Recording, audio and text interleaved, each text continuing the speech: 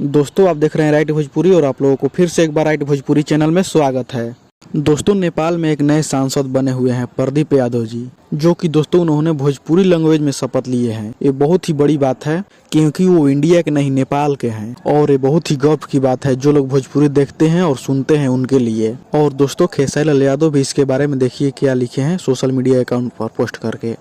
पड़ोसी देश नेपाल के संसद ने जब भोजपुरी में शपथ लेवेला धोती कुर्ता या गमछा पहन के त मन गदगद हो जाला। प्रदीप यादव जी रउआ बहुत बहुत बधाई। भोजपुरी के मान सम्मान बढ़ावेला।